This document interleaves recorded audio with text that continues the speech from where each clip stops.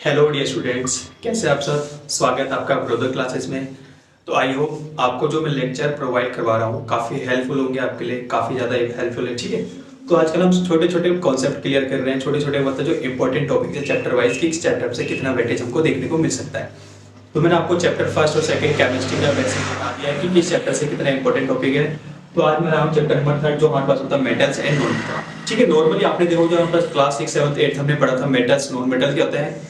ठीक है, मेटल्स हम बोलते हैं कि हार्ड होते हैं, नॉन मेटल कैसे होते हैं सॉफ्ट होते हैं, मतलब जो क्या है पीटते हैं तो क्या हो जाता है टुकड़ों में या चूर चूर कन्वर्ट हो जाते हैं। ठीक है, तो स्टार्ट करने से पहले डिस्कस कर लेते हैं मेटल्स और नॉन मेटल्स होते क्या है। ठीक है, मेटल क्या होता है, गुड कंडक्टर होता है। नॉन मेटल क्या होता है, बैड कंडक्टर होता है। मेटल क्या होता है, गुड कंडक्टर ऑफ हीट होता है। आपने देखा होगा जो मेटल होता है हीट को क्या होता है कंडक्ट कर लेता है।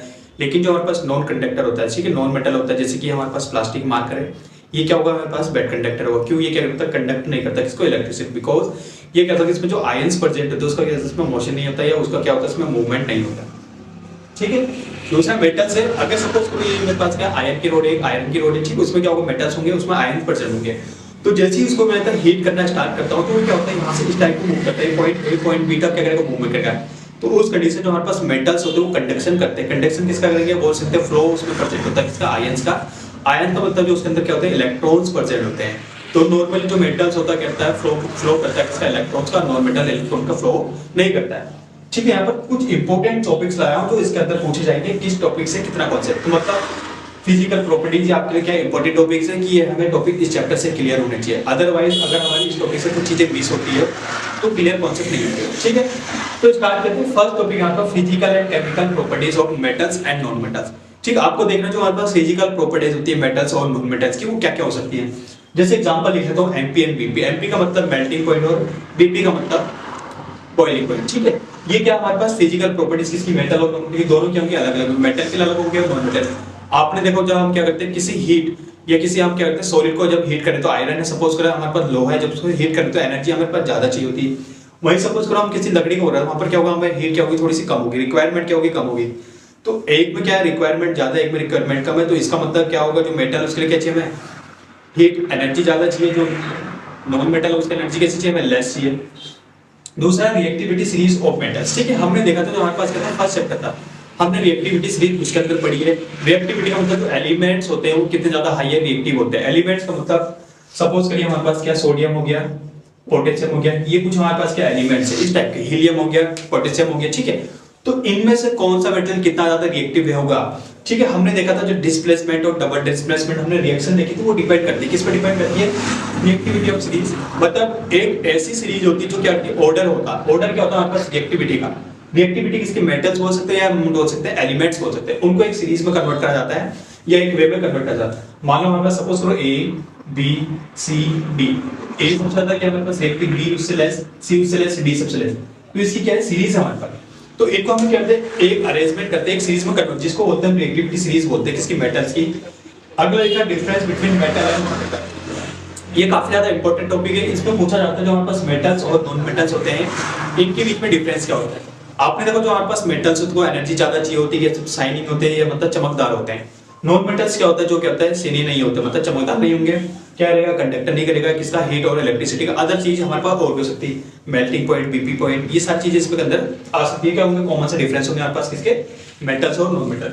Concept of collision. ठीक है, कोलिजन का मतलब आपने देखो जो हमारे पास क्या होता है मेटल्स होते हैं, मेटल्स का मतलब लोहा सबसे बेस्ट एग्जांपल होता है इसका, तो उसको लेते हैं डिस्कस करते हैं। आप क्या करते हैं जब घर बना रहे होते हैं तो वहां पर हम क्या करते हैं सरिया का बहुत ज्यादा यूज करते हैं।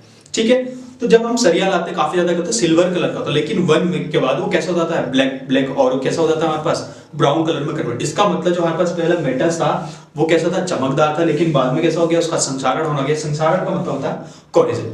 तो इसका मतलब जब हमारे पास मेटल्स होता है वो रिएक्शन करता है एयर की प्रेजेंस में, मॉइस्चर की प्रेजेंस में।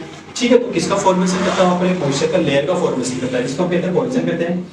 फिर उसके बाद एक मिनट, ठीक है, उसके बाद हमारे पास मैलेबिलिटी, ये क्या कुछ प्रॉपर्टीज हमारे पास मेटल और नॉन मेटल की। ठीक है, देखो लॉस और गेन, ठीक है, ऑफ इलेक्ट्रॉन्स। जो हमारे पास इलेक्ट्रॉन प्रेजेंट होते हैं अगर वो इलेक्ट्रॉन को लॉस कर रहे हैं इसका मतलब H पॉजिटिव देगा हमें। ठीक, नॉर्मल सा इलेक्ट्रॉन को लूज करने का मतलब पॉजिटिव चार्ज आता है।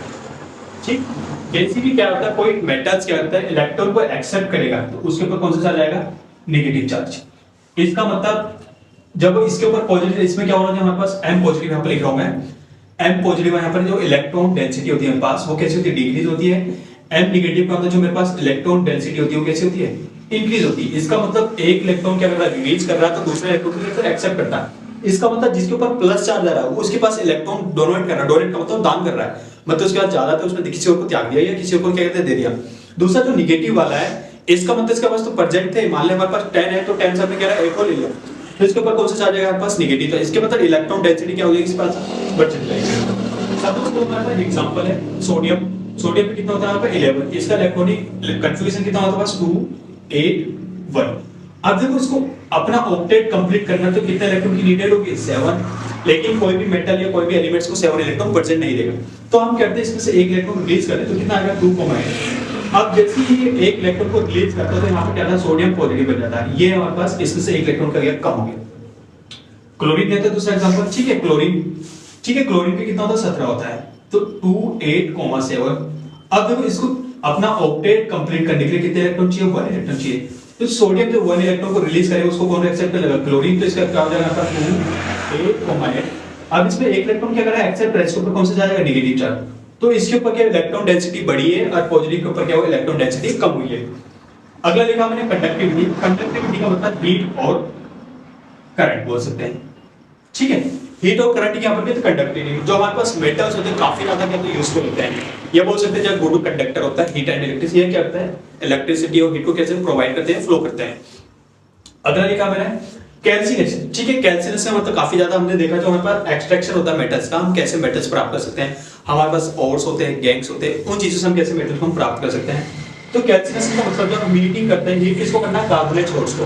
कार्बन का ओर्स को मतलब जिसमें क्या होता है CO3 ग्रुप प्रेजेंट होगा, कौन सा ग्रुप प्रेजेंट होता है, CO3 ग्रुप प्रेजेंट होता है। इन टू फॉर्म क्या होता है, ऑक्साइड, तो वहां पर कहते हैं ऑक्साइड का फॉर्मेशन करते हैं। अब इसके अंदर कुछ की पॉइंट्स है मेरे पास।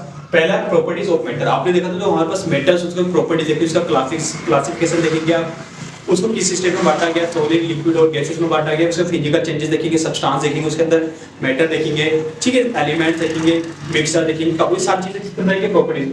दूसरा किसका, नॉन मेटल, सारी चीजों की नॉन मेटल की व्याख्या और मेटल की व्याख्या। अगला ओरिजिन, ठीक है। तो ये कुछ इंपॉर्टेंट टॉपिक है इस चैप्टर के, तो आई होप आपको क्लियर दिख रहा होगा, तो आप इसका स्क्रीनशॉट ले सकते हैं, या मान लिया है चैप्टर नंबर 3 केमिस्ट्री, मेटल और नॉन मेटल के क्या है कुछ इंपॉर्टेंट टॉपिक है। आज को आपको इससे क्या रिलेटेड क्वेश्चन या रिलेटेड कॉन्सेप्ट आपको पेपर में देखने को मिलेंगे। Thank you.